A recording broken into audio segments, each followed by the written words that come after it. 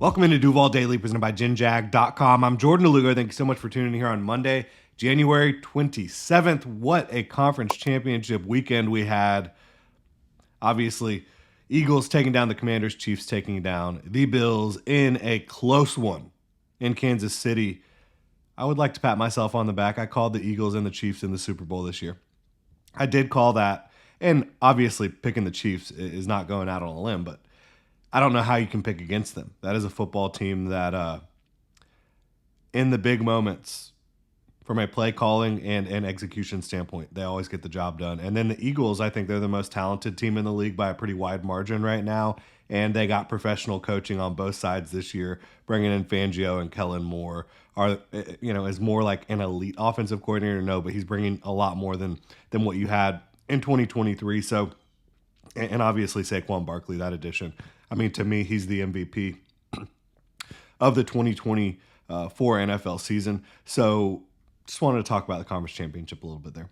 Talk about the Super Bowl. I think that's going to be a hell of a game. Hell of a matchup between, again, the most talented team and the best coached team and, Patrick Mahomes.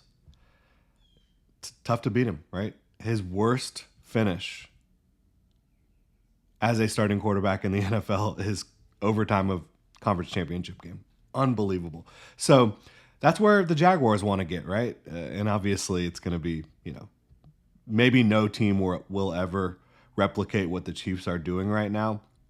But the goal is to get yourself in position to compete with teams like the Chiefs, with teams like the Bills, and potentially punch a ticket to the Super Bowl and let the chips fall where they may in the Super Bowl. That's the goal for the Jaguars, to get to their first Super Bowl in franchise history. And Liam Coen is now the head coach. Huge, huge move by the Jaguars. And I think rightfully so, a lot of the league is still kind of looking at the Jaguars side-eyed because Shad Khan should have fired Trent Baalke he never should have hired him in the first place, quite frankly. He should not have, based on what transpired in San Francisco. But he did. And he should have fired him a long time ago. He should have fired him at the end of the season with Doug Peterson. He didn't do those things, but he did finally move on from Trent Baalke. And this isn't like a referendum on Trent Baalke, the talent evaluator, personnel guy. It's more just about coaches not wanting to work with him, right? Coaches not feeling comfortable working with Trent Baalke, bottom line. And that limits your ability to hire the best people to get the job done. And Baalke is not some overwhelming trump card where it's like, well, coaching be damned. Like, Baalke's the best. No, it was not like that. So, yes, Shad Khan held on to Trent Baalke too long. He absolutely did. But he got the job done when the Jaguars needed it to get done, when they wanted to go get Liam Coen. He was the apple of their eye. I think it was Coen and Ben Johnson the whole time, and Ben Johnson decided to go to Chicago. That didn't make the Jaguars very happy, without taking that second interview in person. And then Coen was going to back out, and they said, no, this ain't happening. Shad Khan said, look, we're going to get this job done. And so they got their guy. And I think Liam Coen has a chance to be a great coach in this league. I'm fired up about his opportunity here in Jacksonville. I think it's a great opportunity. I think it's a good job. I think he's a good young coach. Great offensive mind, and I think he's got the ability to lead. I think he's got the ability to connect with an entire football team, especially on offense, and especially the Jaguars' young franchise quarterback, Trevor Lawrence. He's going to have his introductory press conference today at 3:30. And so we'll obviously be covering that, offering insights from that later on today. But right now I kind of wanted to look at some potential assistant coaching names that could pop up.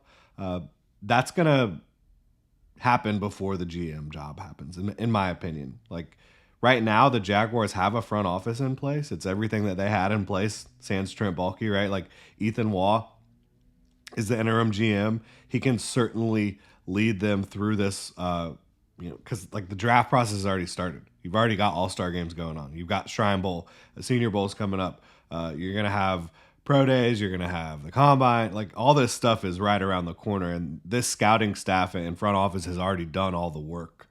So I would not be surprised if the GM job takes a little while to fill. And I do think that Ethan Waugh will be a candidate for that job. I think there's going to be a lot of folks that are going to be a candidate for that job. Ian Cunningham probably will be interviewed by the team, it looks like, at some point.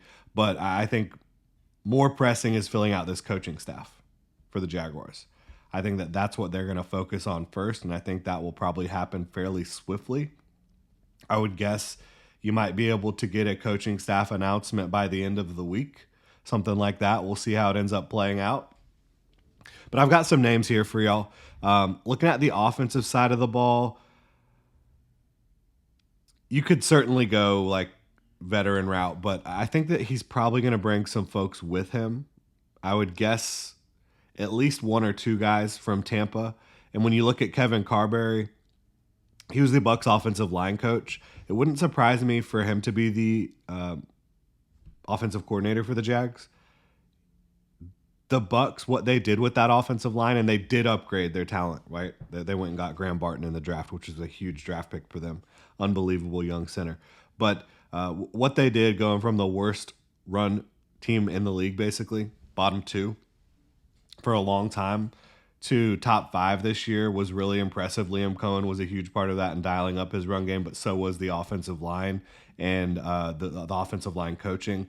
And we've seen, like, if you don't have good understanding of like your assignments, which you saw with the Texans this year, and it got Bobby Sloak fired, in my opinion, and you've seen with the Jaguars for a long time,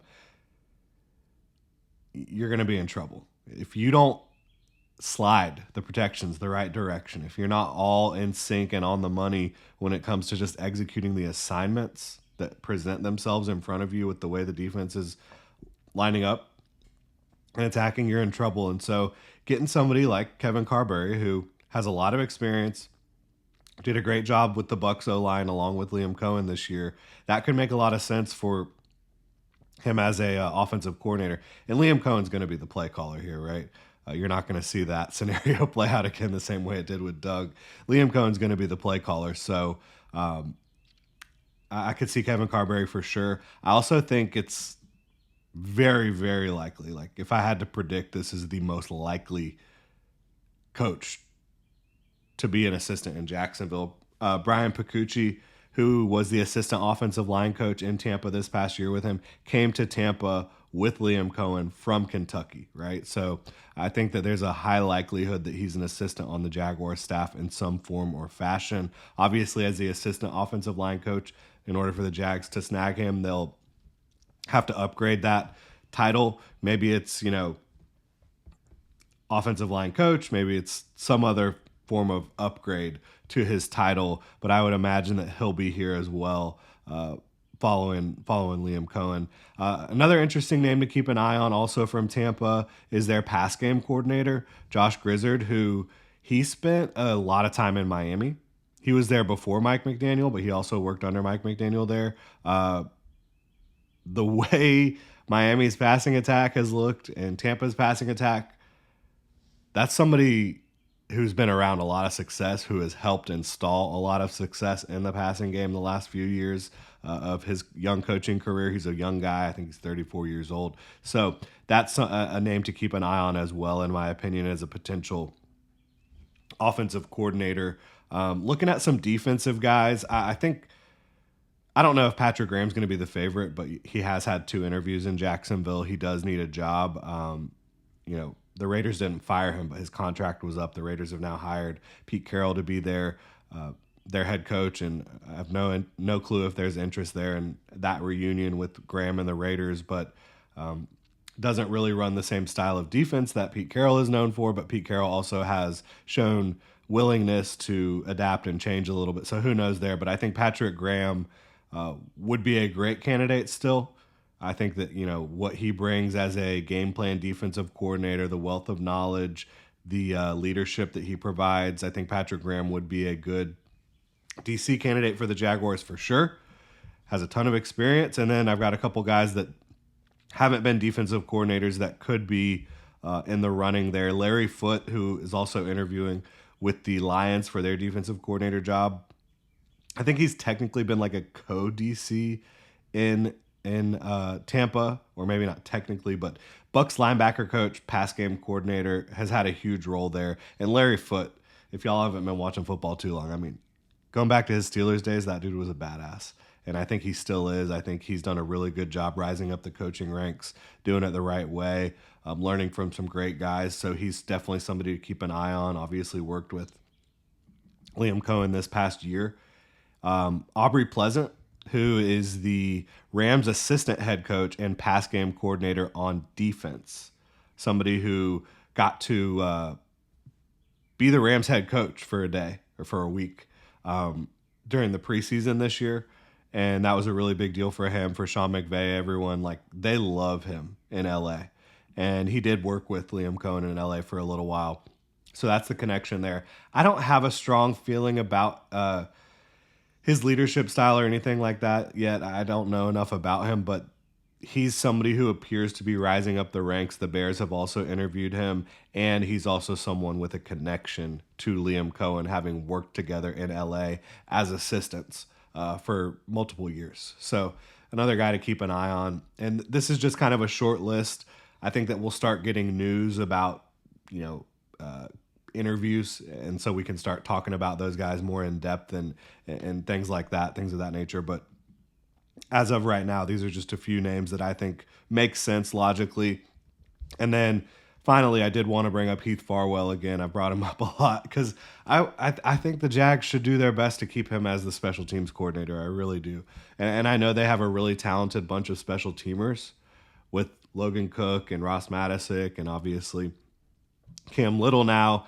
And they've got guys that are great on coverage and really good players on special teams. But I think Heath Farwell has helped them perform at their highest level to the best of their ability over the last few years in Jacksonville. And I would love to have him back, not only just from like what he could get these guys to do on the field, but I think he is a great energy guy. I think that he is a culture guy. So strongly advocate for the Jaguars to keep Heath Farwell by any means necessary. And hopefully Liam Coen agrees. So we'll see how that plays out. But really appreciate y'all tuning into this one. Quick look at some potential coaching candidates. Let me know what y'all think in the comment section below. If you enjoy the content, please like and subscribe. You can also check out genjag.com/shop. Pick up some new Duval gear like the hat I am wearing right now. Again, that's genjag.com/shop. You can also become a channel member here on YouTube. Y'all have a good one.